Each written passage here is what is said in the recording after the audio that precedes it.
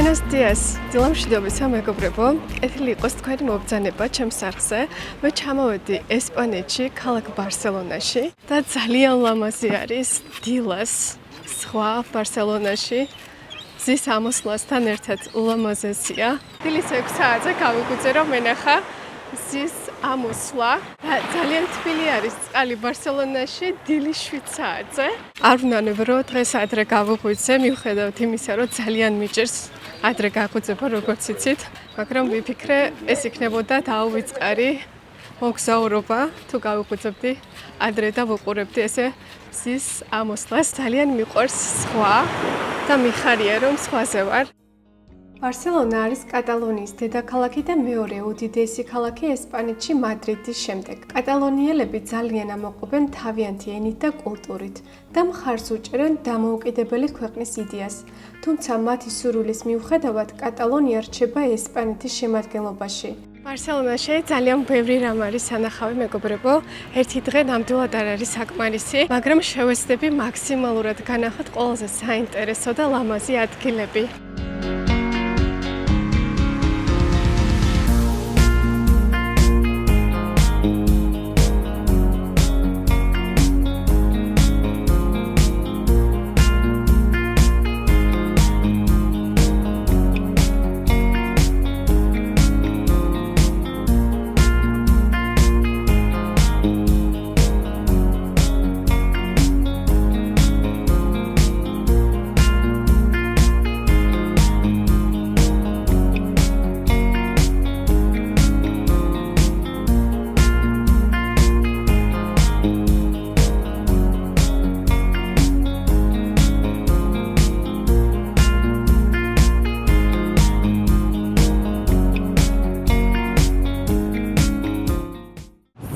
ქარია, რაც კი მახსოვს, რაც ჩამოვედი.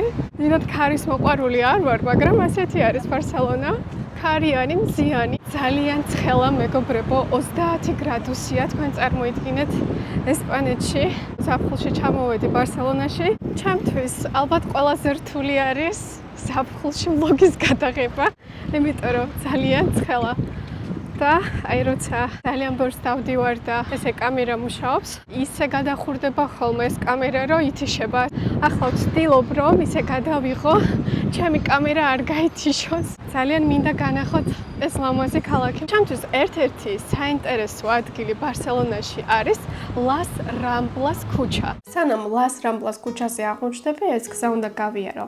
ეს ადგილი არის პორტფელ, ძველი ნავსადგური ბარსელონაში. ასევე აქვე არის კრისტოფერ კოლუმბის ძეგლი. საინტერესო ფაქტი, როცა კრისტოფერ კოლუმბმა ამერიკა აღმოაჩინა, ქალაქ ბარსელონასთვის სასარგებლო აღმოჩნდა. კოლუმბის მოგზაურობებმა გახსნა ახალი სავაჭრო გზები ევროპასა და ამერიკას შორის. ბარსელონას პორტი გახდა მნიშვნელოვანი კერა საქონლის გაცვლისთვის, რამაც გამოიწვია ეკონომიკური გაძლიერება ვაჭრობის გზით. გარდა ამისა, იცოდით თუ არა, რომ ბარსელონას პლაჟები ხელოვნურად არის შექმნილი. ქალაქის ხელისუფლებამ ათასობით ტონა ქვიშა გამოიყენა სანაპირო ფრონტის გასაფართოებლად. ეს იდეა გაჩნდა 1992 წელს, მაშინ როცა ქალაქი მასპინძლობდა ოლიმპიურ თამაშებს. უამრავი ტურისტი არის აი ამ ადგილას. აქ მაცხოვრებლების ნაწილი ტურისტებით უკმაყოფილოა და პროტესტის ნიშნად კედელზე წერენ: ტურისტებო წადით სახლში. არ აქვს მნიშვნელობა რამდენია უკმაყოფილო ტურისტებზე. მე როგორც ტურისტი ამ წარწერის შემდეგ თავი ვიგრძენი უხერხულად. ჩემი მოგზაურობიდან არც ერთ ქვეყანაში არ მქონია მსგავსი გამოცდილება და პირველად ვნახე ასეთი აგრესია ტურისტებზე. მე როგორც ქართველი, სულ ჩამესმოდა ბავშვობაში ქართული გამოთქმა: სტუმარი ღვთის საჩუქარია. ბარსელონაში ვიზიტის შემდეგ კიდევ უფრო დავაფასე ქართული სტუმართმოყვარეობა. უამრავი სუვენირები იყიდება აქ, ყველაფერია. რესტორნები, ასევე კაფე-ბარები. ასევე აქვე შეგიძლიათ იშოპინგოთ, მეგობრებო, თუ გსურთ. ლას რამბლას ქუჩაზე, აქვე ლას რამბლას ქუჩასთან ახლოს მდებარეობს მსოფლიოში ყველაზე ცნობილი ბაზარი ლა ბუკერია. და ეხლა მინდა რომ ვესტუმროთ და ვნახოთ რა იყიდება ყველაზე ცნობილ ბაზარში ბარსელონაში. ამ ბაზარში ნამდვილად არის მრავალფეროვნება. აქ იყიდება ეგზოტიკური ხილი, ბოსტნეული, ახლა დაწურული წვენი, ზღვის პროდუქტები, ხილეული, ცანელებლები და აქვე არის პატარა ბარები, სადაც შეგიძლიათ დაასხდეთ საჭმელად. რაც შეეხება ფასებს, ლა ბუკერიაში ეგზოტიკური ხილი მანგოსტანი 1 კილო ღირს 29 евро, ხოლო პატარა ყუთით ალუბალი ღირს 5 евро. ბარსელონა ასევე ძალიან პოპულარულია ზღვის პროდუქტებით. აქ ნახავთ კრევეტებს, ორაგულს, 8 ფეხას და თითქმის ყველანაირ ზღვის პროდუქტს. ძალიან მიყვარს 8 ფეხას სალათი და დანახვისთანავე ვყიდულობ. ვაღიარებ ახალია და თან ძალიან გემრიელი. ასეთი პორციით 6 евро ღირს. ერთადერთი უხერხულობას მიქმნის ფეხზე დგომი ჭამა, თუმცა ფასის გათვალისწინებით ნამდვილად კარგი არჩევანია. ასევე მივირთვი მანგოს და ანანასის წვენი და ღირდა 3 ევრომდე. ლა ბუკერიას ბაზარში თუ გადაწყვეტ წახემსებას, ჩემი აზრით ხელმისაწვდომი ფასებია, თუმცა გაითვალისწინეთ, საკმაოდ ხმაურიანი და ტურისტული ადგილია.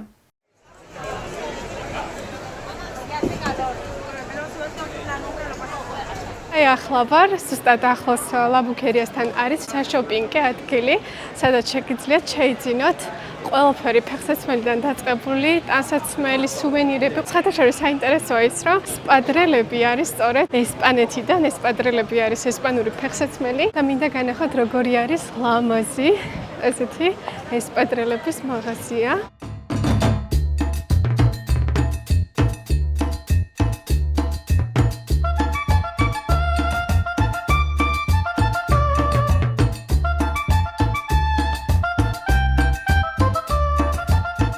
ესპადრელები ათასობის წელია რაც არსებობს. ფეხსაცმლის ტრადიციული ოსტატობა შეიმჩნევა ესპანეთში და ასევე საფრანგეთში. ეს არის ბარსელონაში ესპადრელების მაღაზია, სადაც შეგიძლიათ შექმნათ თქვენი სტილის ფეხსაცმელი. უნდა აირჩიოთ ქსოვილი, ფერი და დეკორაცია თქვენი დიზაინის მიხედვით. ხელნაკეთი ესპადრელების ფასები 100 ევროდან იწყება.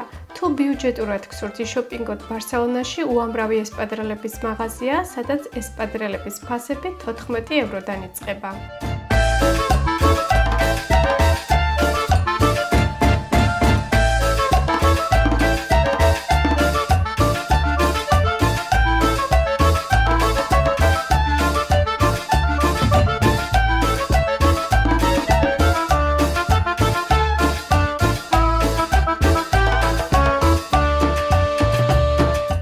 ესე ძალიან ვიწრო ქუჩები არის ბარსელონაში და გამახსენდა სხვათა შორის ბათუმის ქუჩები და ასევე ხორვატია, ქალაქი სპლიტი.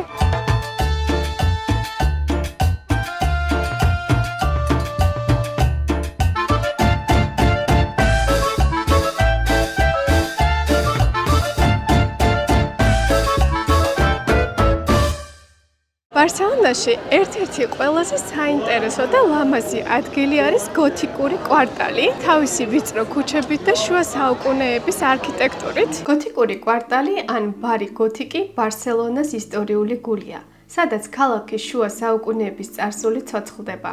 ძალიან მოვიხიბლე ეპისკოპოსის ქუჩაზე ხიდით. გადახურული საფეხმავლო ხიდი გამოირჩევა ნეოგოთური არქიტექტურით. ამ ხიდს განსაკუთრებულს ხდის მოჩუქურთმებული დეტალები, რომელიც ლამაზად ერწყმის გოთიკურ კვარტალს. იცოდეთ თუ არა, რომ სინამდვილეში სლოგანი გოთიკა 1920-იან წლებში ტურისტების მოსაზიდად გამოიგონეს. სწორედ ეს ხიდი პუენტე დელ ობისპო, რომელიც აკავშირებს ორ კორპუსს, შთაგონებული იყო გოთური არქიტექტურით, მაგრამ რეალურად აშენდა 1928 წელს. არქიტექტორმა ჯუან რუბიომ, რომელმაც ეს ხიდი დააპროექტა, ჩანაწერებში აღნიშნა, გოთიკური კვარტალი არ არსებობს.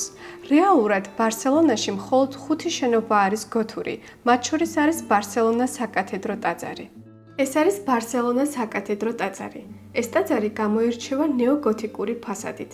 ამ ადგილს კიდევ უფრო მომხიბლავს ხდის ქუჩის მუსიკოსები გოთიკურ კვარტალში.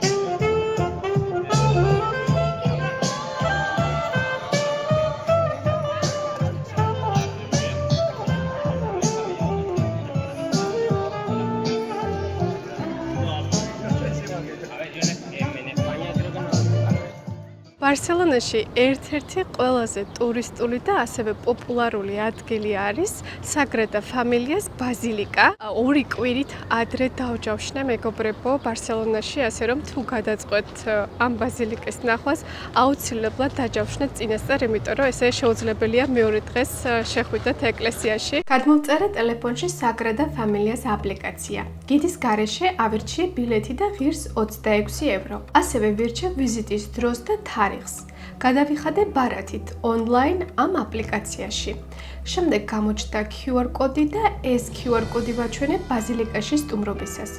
ასევე ამ აპლიკაციაში ვისარგებლე აუდიო გიდით და გავეცანი დეტალებს საგრადა ფამილიაზე. თუ დააპირებთ ესტუმროთ საგრადა ფამილიას ბაზილიკას, იმედი მაქვს ეს ინფორმაცია გამოგადგებათ. ეხლა მინდა რომ განახოთ ეს ულამაზესი ეკლესია, რომელიც ნამდვილად რომ შედევრი არის.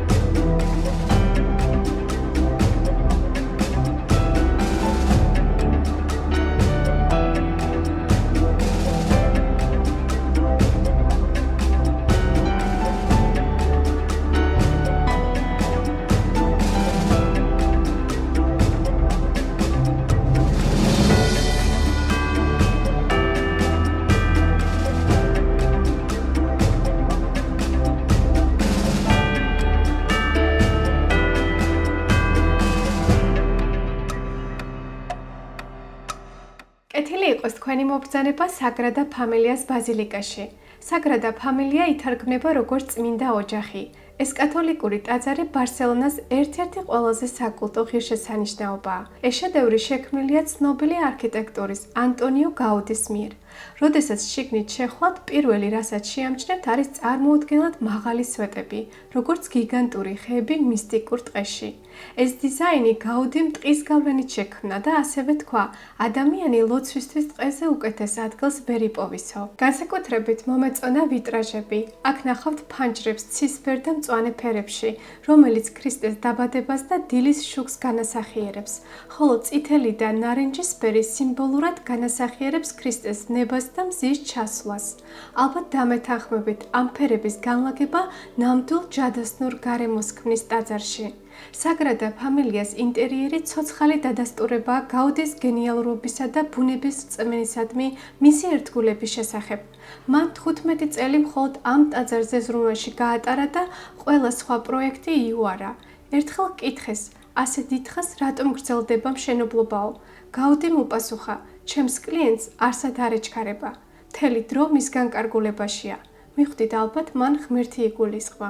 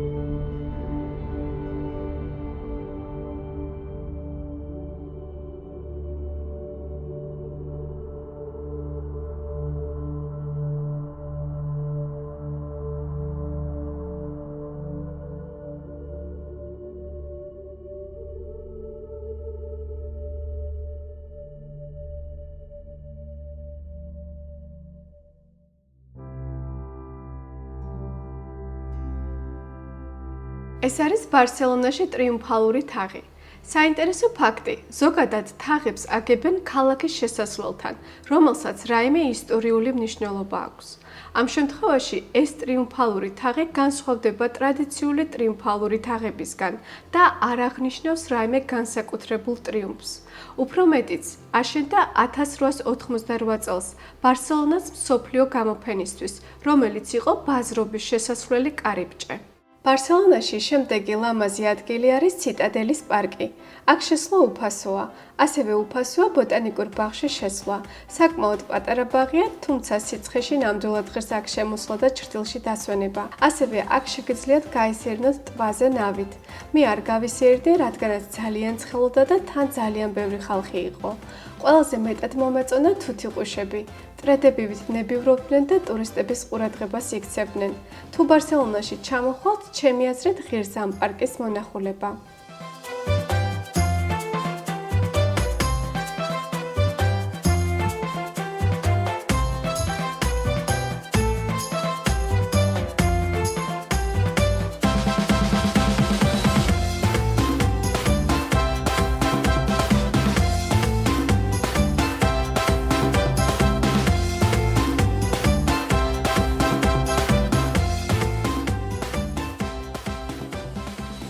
ბარსელონაში ასევე ვესტუმრეთ ცნობილი ესპანელი მხატვრის პაბლო პიკასოს მუზეუმს. პაბლო პიკასომ 50,000-ზე მეტი ხელოვნების ნიმუში შექმნა და მან დააარსა კუბიზმი, მხატვრული მოძრაობა, რომელმაც რევოლუცია მოახდინა ხელოვნებაში, რეალობის წარმოჩენაში.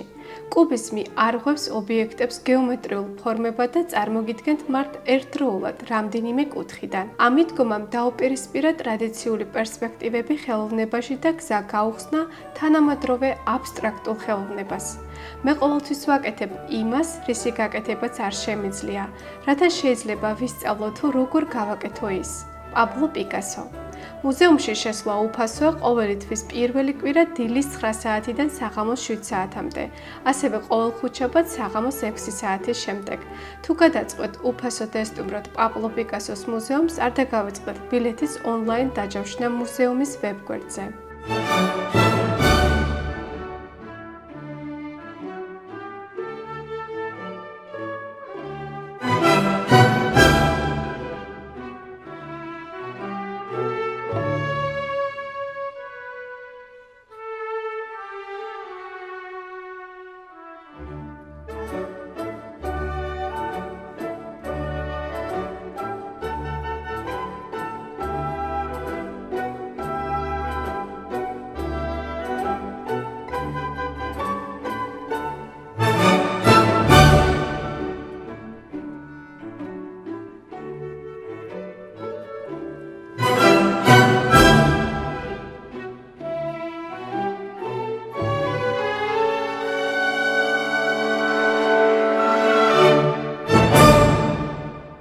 ეს ის ქალაქია, რომელსაც არასდროს ძინავს. ბარსელონაში ღამის ცხოვრება განსაკუთრებით მიმზიდველია.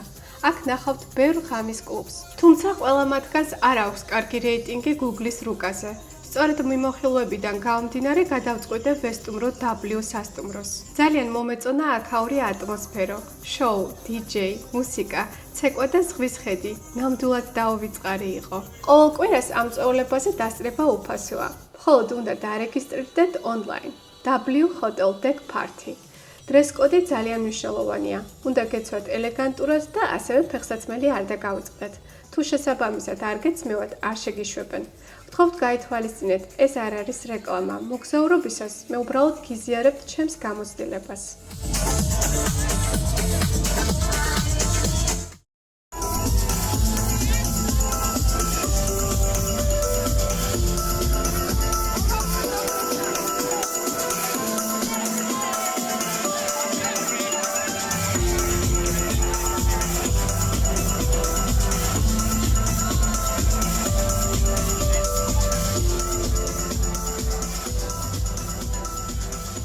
ბარსელონა ძალიან ცოცხალი და მხიარული ქალაქია, განსაკუთრებით თავისი საოცარი ღამის ცხოვრებით. თუმცა აქ სიარნობისას არ ვგრძნობდი თავს უსაფრთხოდ. მე ვცხოვრობდი ბარსელონეტას უბანში და დღე არ გავიდო და არ მენახა პოლიცია. დილას ადრე ვიღაცის ყვირილი მაღუძებდა. პოლიცია დამეხმარე. ამ ყველაფრის მოსმენა და ნახვა ნამდვილად არ იყო სასიამოვნო. მე როგორც მოგზაური, ასეთი გამოცდილება არც ერთ სხვა ევროპის ქალაქში არ მქონია. მეც გადამხდა ერთი უსიამოვნო შემთხვევა ზღვაზე ყოფნისას, როცა ვცურავდი, ვიღაცამ ქვა მესროლა და თვალზე მომხვდა. მაშველს ვთხოვე დახმარება. მაშველმა პოლიცია გამოიძახა. თუმცა პოლიცია ძალიან გულგრილად შეხვდა ჩემს შემთხვევას. არ ვიცი ქვა ვინ მესროლა, გაზრახვით თუ შემთხვევით, ფაქტია, არასასიამოვნო შემთხვევა იყო და თანაც ძალიან მტკივნეული. თუ ბარსელონაში ჩამოხვალთ, ნუ იქნებით უყურადღებოთ. ჩემი აზრით, ადვილია დაევიწყოთ უსაფრთხოება, როცა ისვენებთ. ასევე გახსოვდეთ, მხოლოდ თქვენ ხართ პასუხისმგებელი თქვენს უსაფრთხოებაზე. გისურვებთ უსაფრთხო მოგზაურობას. თუ პირველად ხართ ჩემს სახლზე, შეგახსენებთ არხი ძირითადად მოგზაურობაზეა, სადაც გიზიარებთ მოგზაურობისას ჩემს პირად გამოცდილებას. თუ გსურთ იხილოთ მსგავსი კონტენტის ბლოგი, არ დაგავიწყდეთ არხის გამოწერა. აბა კარგად.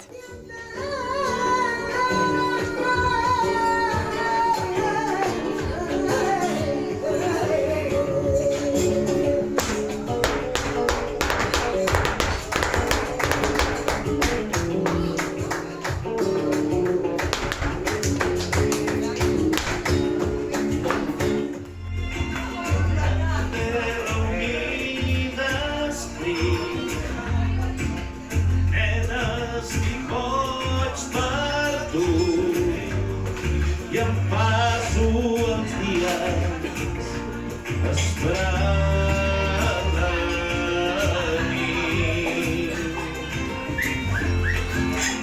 com as bocas queimadas, se estás tan luz, servir.